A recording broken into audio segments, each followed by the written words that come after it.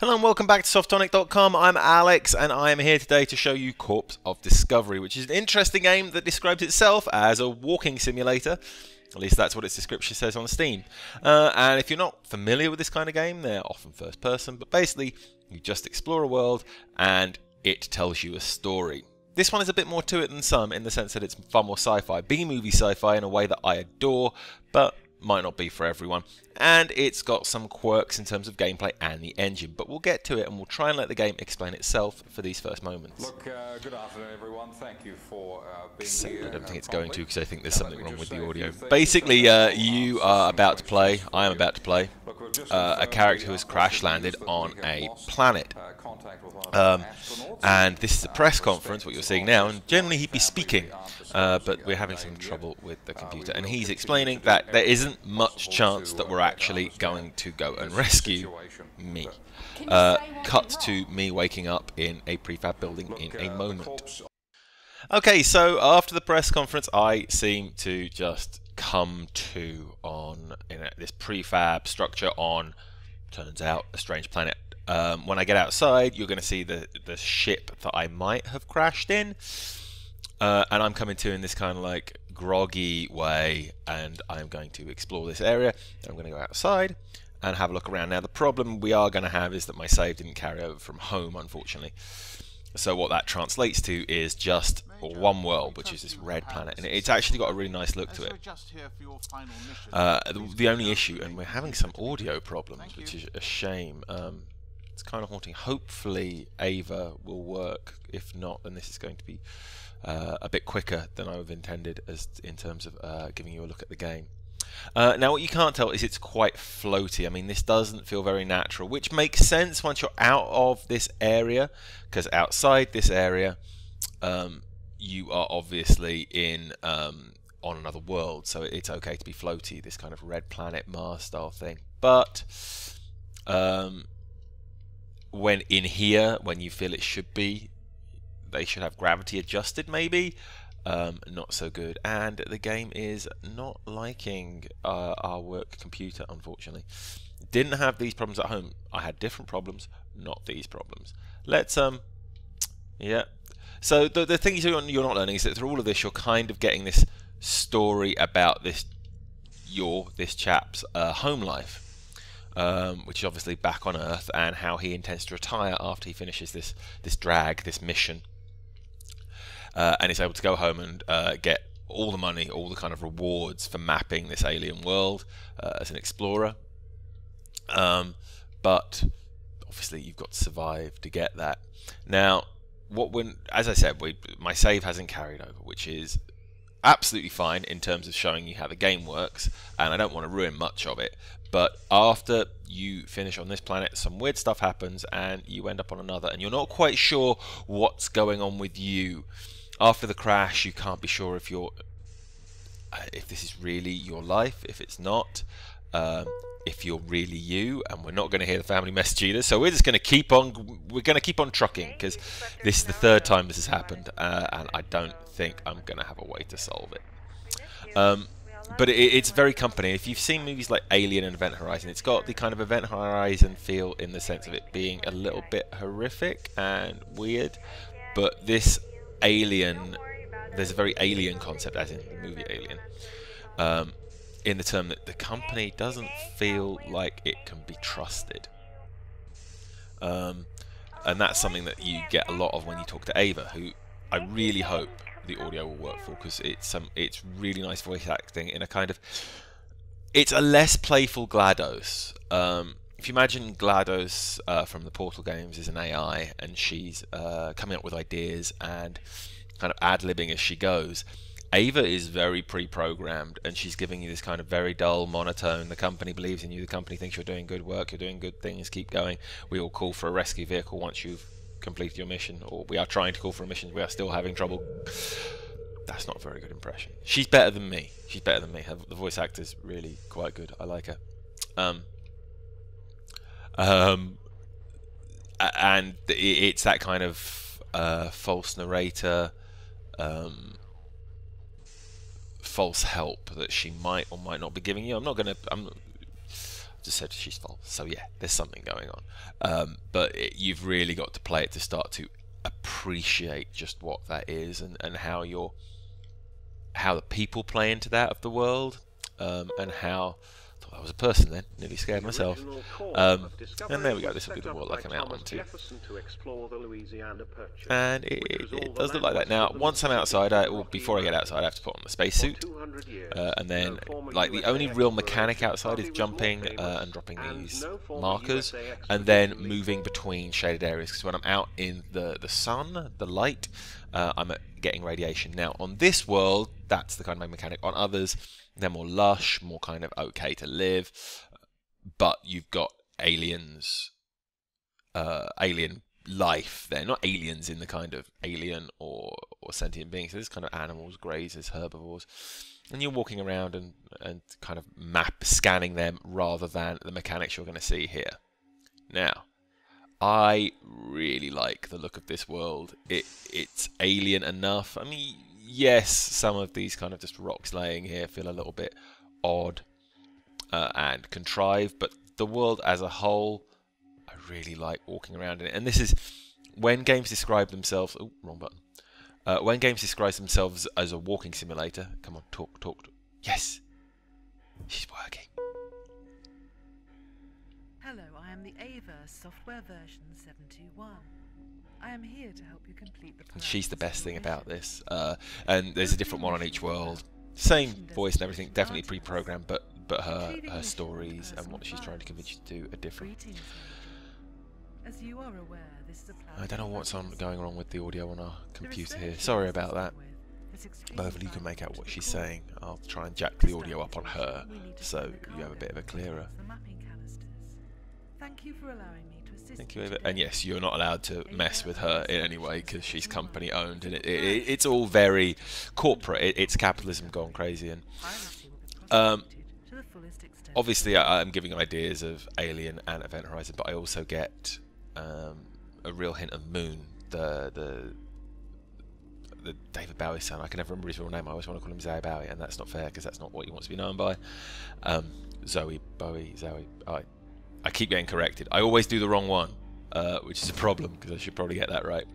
Anyway, yeah, there's a real tone of that, the loneliness of this planet, and just kind of like going around and performing these tasks that you have been given, and you don't really know, you don't have your own motivations other than your family, and it really does have that going on. Now, as well as really liking the look of this world, I also really enjoy the HUD. It looks... Let my radiation go back up. The HUD is nice, and it's confining in a way that really puts across the idea that if you take this off, you're not going to last. So it gives you all the information you need in a very pragmatic way that feels appropriate to the situation you're in. Now, while I do like all the worlds, some of them do get a little bit overwrought. They go up and down, and there's these drops to your death that seem to be bottomless, and that seems unnecessary, because while I like it when it's just a chill going around getting the story, but I suspect some players will be more interested, and I view myself when I play games more often as a digital tourist, but people who are more interested in kind of the mechanics of it might get a bit more from that. You have a double jump, which does help you get out of a lot of situations. The only problem is I have discovered that later on I very quickly ran into geometry issues and clipping issues that had me drop to my death through the world. And the game doesn't checkpoint incredibly well. It checkpoints each time you scan or perform one of the tasks, so this would be a checkpoint now. Which, just when you drop through the earth to your death, you're just like, oh. So now I've got to go back and do that again. And on this map, that's fine, but on other ones, it gets a bit iffy. And this thing, I've never been swept up by this thing. We might give that a go in a moment, but I do want to point out that we've got the map marker there, and then this pink thing. And on each world, you get different ones of these, and they're just indicators of something else in the world, and they're kind of anachronistic. They're not what you'd expect. They're kind of relics of your character's life. Again, bringing the question of who you are, what you're doing there really, and you're very lonely, and what is life? What is your life? Why is your life this? And it sounds, I'm optimistic that a rescue team and it will is, make us a at the end bit, of the mission. Here's a helpful I want to update say, which I'll call. If you are a core of over committed to its story in terms of it's definitely very po-faced about it. I think that's what I'm trying to say. Very serious, perhaps to its detriment at points, but at the same time, that's what kind of sweeps you up in it. I mean, you've got your breath on the visor there, as you can see. But I also kind of like that. It's if you've ever watched a good B movie, where's that pink one? There it is. If you've ever watched a good B movie, the really good bad B movies are the ones that are trying to work, not the ones that have a tongue-in-cheek that they're a budget movie. Like Sharknado and everything are all fine, but movies that are trying to be good and kind of come off as funny, but you respect them because they had that commitment. That's where I really kind of find fun, and that's very much what this does for me. Oh, this isn't a fun one. This is just a weird mineral deposit. But again, they're upsetting your scanners now? Will they are they upsetting your scanners later, and you're having hallucinations or not? Because when you're walking around an alien world and you see a pizza lying on the floor, you have to start asking yourself questions. There's another marker. We will do one more marker and then we'll stop. There is a lot going on in this game in terms of narrative. And if you've played Gone Home or Dear Esther, I do think there is more gameplay here. There is more to do. It's just a shame that the technical issues do get in the way of it. And these games are all about fidelity of world. And so when you drop through the world and you have these, obviously the whole thing's unrealistic. The whole thing's set in space. And in worlds that we don't even know, but I think you saw there, like me clipping through the world and things like that. When that kind of thing happens, and the whole idea of the game is to make you believe you are in this space, it can be to its detriment that things break that immersion, like dropping through the world. Oh, I wish I had somebody else to. Like, I wish I could hear you talking to me about this. I wish you were asking me questions because I want to know. I'm sure I'm missing something in my explanation. But it's a simple first-person game in terms of controls, and the little tasks you have are very mundane, very simple, but appropriate to your life. I mean, again, if another kind of, it's not a walking simulator, but a Stanley Parable, if you've ever played that, which is kind of immersive narrative that evolves as you play. It's not what this does, but it starts with this very mundane task that you're performing, and that's very much like this, except in space. And this is my it's my bedroom.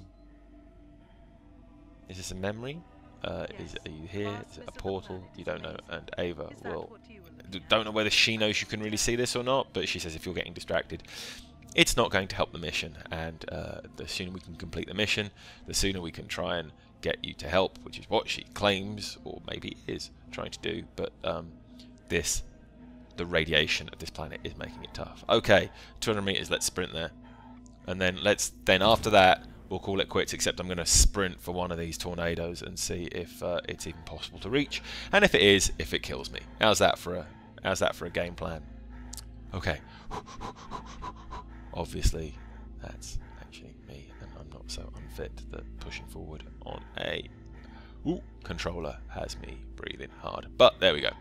Okay, we'd have 3 more of those to do, but we're not doing that. We are sprinting, and be it radiation or hurricane, or tornado, we are dying. Or a big hole, No, I made the big hole. Woohoo! As I said, the double jump can be pretty handy, especially with the kind of floaty world you're on, and the floaty world's appropriate.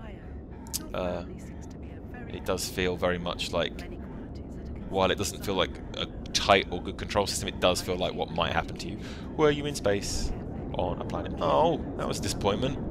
Oh no, I am quite high. I am quite high, and I am quite full of radiation.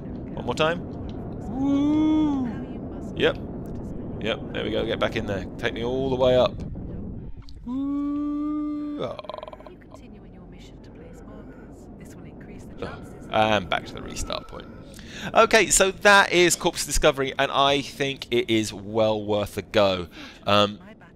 I do say that with a lot of caveats. Obviously, you have to know you like this kind of thing, and if you're more into your shooters and narrative and kind of questioning of bigger things, maybe smaller things, who knows really, it depends on how you view how you view what the point they're getting at.